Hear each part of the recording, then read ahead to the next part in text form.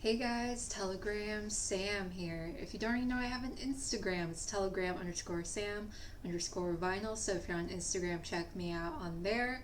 But today's video is just a recent vinyl pickups where I showcase some of the favorites of the record buyings I did the last 3 to 4 months. Yeah, this is just like a highlight of 13 that I've just been really enjoying since I got them and just really wanted to talk about. So let's get into it. First off, we have the movie soundtrack for American Gigolo. This was composed and arranged by Giorgio Moroder, 1980 US press, kind of electronic disco. The main reason I got this, of course, is because it has one of Blondie's most famous songs, Call Me On It. Moroder actually originally wrote that for Stevie Nicks, and then for some reason she couldn't do it, so he ended up recruiting Deborah Harry to do the vocals and write the lyrics for it. Still, one up there is one of my favorite Blondie songs. That's a song that got me into Blondie. But yeah, it also features a song with Cheryl Barnes, Love and Passion, and then the rest of the music on here is just like synthy, keyboard, 80s stuff. But yeah, I really just got this for Call Me by Blondie, and this is a great movie too. Paul Schrader did it. I love him. He famously wrote Taxi Driver. Yeah. Next up, we have some Neil Young. This is his album Reactor. He did it with Crazy Horse. This is original 1981 US press rock. His 11th studio album and the 4th with Crazy Horse. And his last album with Reprise, however the hell you want to say it, before he moved to Geffen Records. Yeah, this is a very jammy record.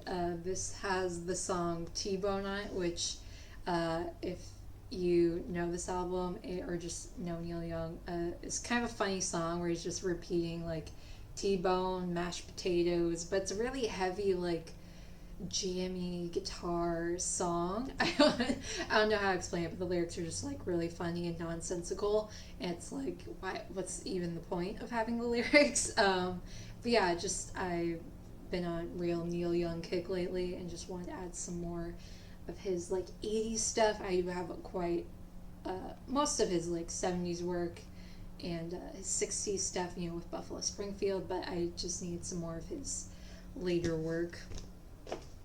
Next up, somewhat newer album. This is God Luck and Good Speed by Weed Eater. This came out in 2007. This is a 2023 US press.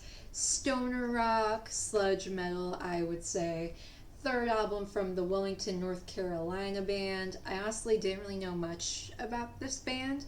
Kind of around the time the new Queens of the Stone Age album came out in June, I was going through a really heavy like stoner rock, sludge metal thing, and I just kind of stumbled upon Weed Eater on Spotify. I think it was the song $20 Peanut, which is on this record, that like really hooked me. I really love that song. If you want to get into Weed Eater, check out that song, $20 Peanut.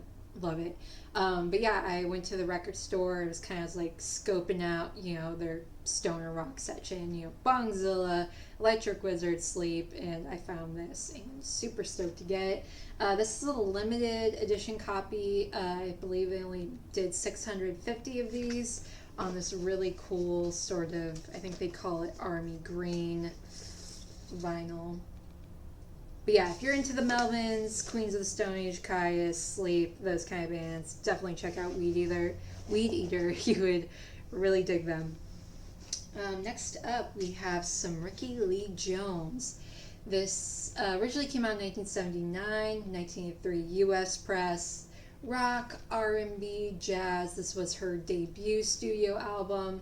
And I found a retrospective review that said Ricky is kind of like the love child of Laura Nyro and Tom Waits, which I totally agree with. And I'd also throw in like a little bit of like later Joni Mitchell in there.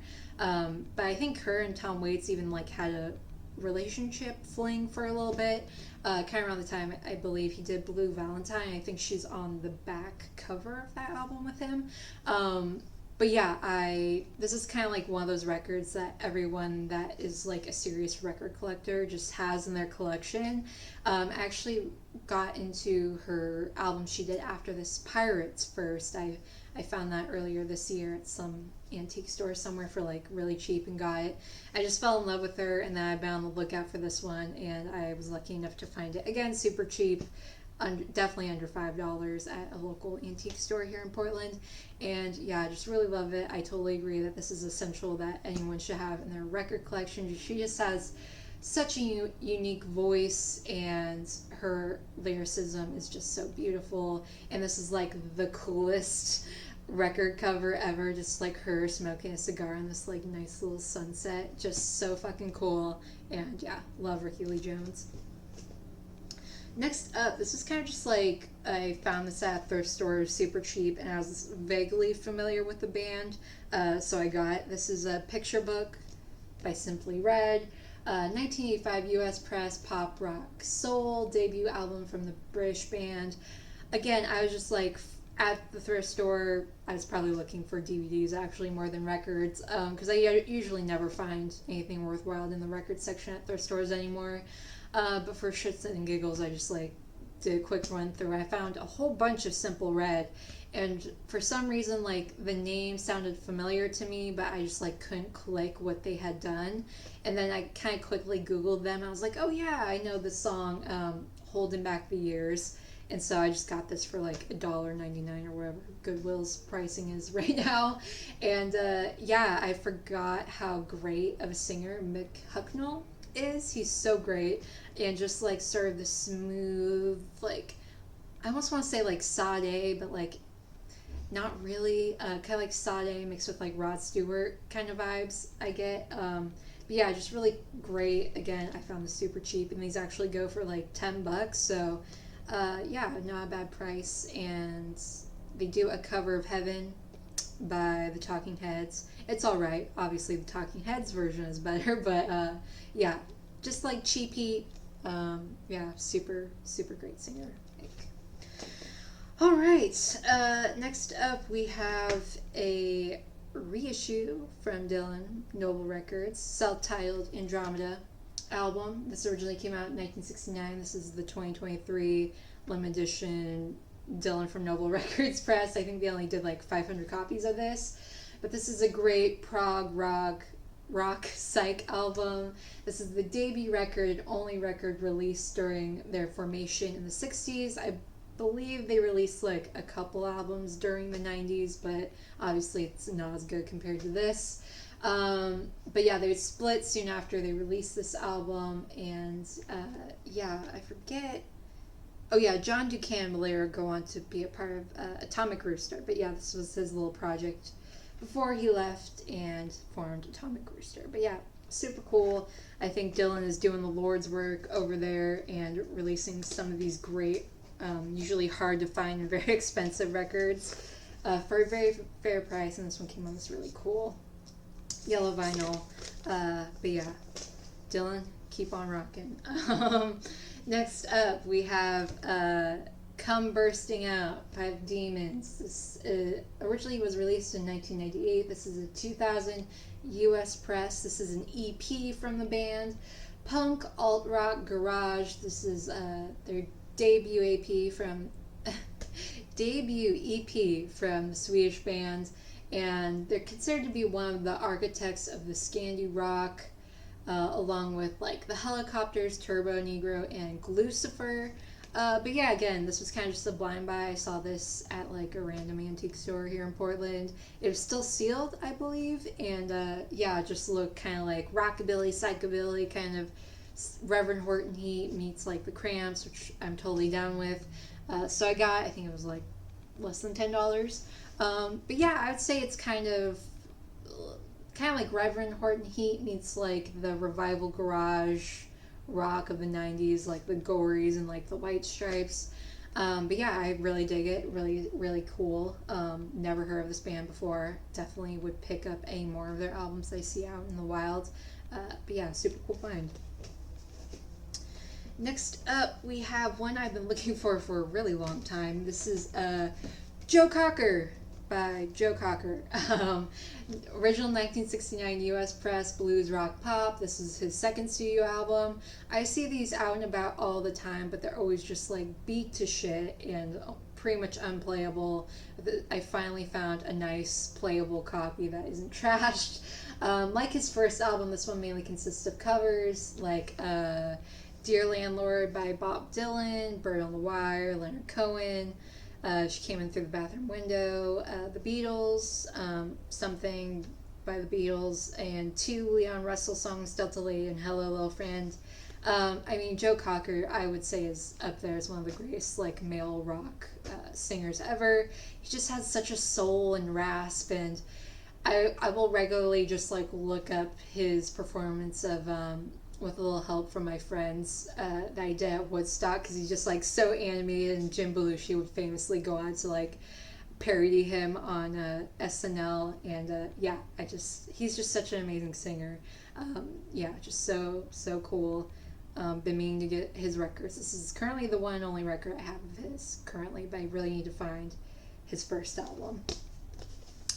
Next up, an album I just talked about. This is In Times New Roman, Queens of the Stone Age's newest release.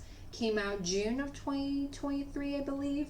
US press, stoner, alt rock, their 8th studio album. Yeah, anyone who's watched any of my videos for all of 2 seconds knows I'm a massive Queens of the Stone Age fan. They're definitely up there as one of my all-time favorite bands. I was really excited when they started teasing that they were releasing an album kind of, I think like in April, May, they started releasing little teaser videos on their Instagram. I was like, it's happening, because their last album, Villains, I think came out in 2017, so it's been like 6 years since their last new album. Yeah, and considering, you know, Josh Homme has been going through some heavy personal stuff, a messy divorce and child custody battle, and, you know, the pandemic happened, and then I think he's also said in interviews that he had a pretty serious health scare, so, you know, he's been going through it. And I know this sounds kind of shady to say, but with, you know, great tragedy comes great art, and I was like, this is going to be a heavy album. And not to say I didn't like Villains, their last album, but it was produced by Mick Ronson, who is, you know, famously a pop producer. I mean, no hate against Mick Ronson. Obviously, he's a genius. But it wasn't the sound, the sludgy, grimy, sleazy sound I had come to know and love from Queens of the Stone Age. It kind of had this weird like polish to it that I wasn't necessarily the biggest fan of, but this is definitely them going back to, you know, their older roots, sort of rough and tough, but it definitely isn't just a repeat of what they were doing previously. They're definitely like expanding and kind of doing more jammier stuff, kind of reminiscent of their first album. But yeah, I've seen people say like, oh, this is up there with like Clockwork or Songs for the Deaf. I wouldn't say it's that good. It's definitely like a mid album from them, but it's still a great album. If you haven't listened to it, stream it, buy it, watch clips or whatever on YouTube. Yeah, I just love them and think like anything they do is great. So it's kind of a biased opinion, but I got they did a whole bunch of different like color variants, but this is the translucent blue version. Next up, one I've been meaning to add to my collection for quite a long time. This is Pink Flag by Wire. Originally came out in 1977. This is a 2018 European press. Punk, rock, new wave, the debut album from the English band. I think this was the #1 album that I got so many comments about in my, like, I think it's like 15 punk rock albums everyone should have or something like that. It almost has like 50,000 views, which is crazy that 50,000 people watched that video. And then like my last video has like 45,000 views, which is insane. So thank you to everyone who has watched those and just watches any videos of mine. That's crazy to me. But the comments in that video, this was like the #1 album. People were pissed that I didn't include in that video. One, I didn't have it, and two, to me this is kind of like a post-punk album. It's not really, to me, a straight like punk album. But again, just an essential album, a very revolutionary album, especially on like alternative rock, hardcore, again, post punk. To me, this is like the definition of a post punk album. Kind of taking, punk of like Damn, Sex Pistols, and New York Dolls, but adding the sort of early new wave influence to it. But yeah, just like a must have album for anyone that is interested in those genres. Yeah, so happy to finally have this in the collection. All right, so next up we have, this is a very nostalgic album for me. This is Crazy Sexy Cool by TLC. This originally came out in 1994. This is a 2012 US press R&B hip hop soul. Their second studio album, and this album made them the first girl group in history to get a diamond record. It went like 12 times platinum, I believe. But yeah, this is a very nostalgic album for me. When I was in elementary school, for reference, I was born in 1997. So by the time I went to elementary school, CD players were still like the main way you would listen to music on the go. So my mom was nice enough to get me my own little CD player, and I had this tiny little like CD book that hold like 10 or 12 CDs that I would take with me on the bus in the morning and just jam out. And this album, which I stole from my brother because he had this CD, and Space Jam soundtrack and Britney Spears' Greatest Hits were like the three CDs I would constantly listen to. But yeah, I saw this out and about, and I was like, I just have to get this because I probably haven't listened to this whole album since I was in elementary school. And of course, I know Creep and Waterfalls, the hits off of here, but I just forgot how great this entire album is. It's just so good. It's kind of crazy to think. You like wonder like, oh, if there wasn't TLC, would there have been like a Destiny's Child? Like they kind of like re-kick started the whole girl group thing. But yeah, just so killer, such a killer album. Yeah, just really brings back the good old days of not being an adult and paying taxes and working and just being a little kid, just jamming on the way to school. So next up we have As Falls Wichita, so Falls Wichita Falls by Pat Metheny and Kyle Mays, original 1981 US press, jazz fusion. Pat Metheny is a great jazz guitarist, and Lyle Mays is a great piano player. But I originally heard about Pat Metheny through reading the Jaco Pastorius biography done by Bill Milkowski, I believe. But yeah, Pat Metheny had Jaco play bass on his debut album. And they were really good friends when Jaco was in New York. And he stayed in really close contact with Jaco up until his death and was really trying to help him. And I don't know, I just had a lot of respect for him and had read about him through that book. And I was like, oh, if I see anything by him, I'm going to check him out. And again, I found this at like some antique store in Portland for fairly cheap. And it's really cool. It kind of almost reminds me of like Ry Cooder's soundtrack to Paris, Texas. Kind of like this old school meets 80s new school like jazz fusion with like this sort of blues thing to it. I don't know, I really dig it. And again, you can find these for really cheap, so if you're into that kind of stuff, you'll dig this album. Last but not least, we have the self-titled album by The Rationals. Originally came out in 1969. This is a 2022 US press. I believe this was like a record store day thing. You can see it's numbered up here. They did 1,200 pressings of this, and this is number 652. But yeah, Garage Rock Soul Psych, the debut album from the Ann Arbor, Michigan band. Frontman Scott Morgan wanted to join Sonic Rendezvous band with MC5's Fred Sonic Smith and then Scott Ashton from the Stooges. So it was kind of like a sort of Detroit punk supergroup. But yeah, I've always heard about this, and yeah, again, I found this for super cheap at a local record store here, so I got it. Yeah, really cool. I wouldn't say it's like blow your mind, but yeah, it's just, sort of early proto-punk Detroit. I don't know, it's just like an interesting record of like the proto-punk Detroit scene of, you know, pre-Stooges, MC5, kind of seeing and hearing that early sound. And this one just came on this really cool purpley lavender record. But yeah, those are some of the highlights of the record splurges I've been doing these last 3 or 4 months. Thank you so much for watching. Let me know any cool records you've gotten recently in the comments below, and I'll see you guys in the next video. Bye.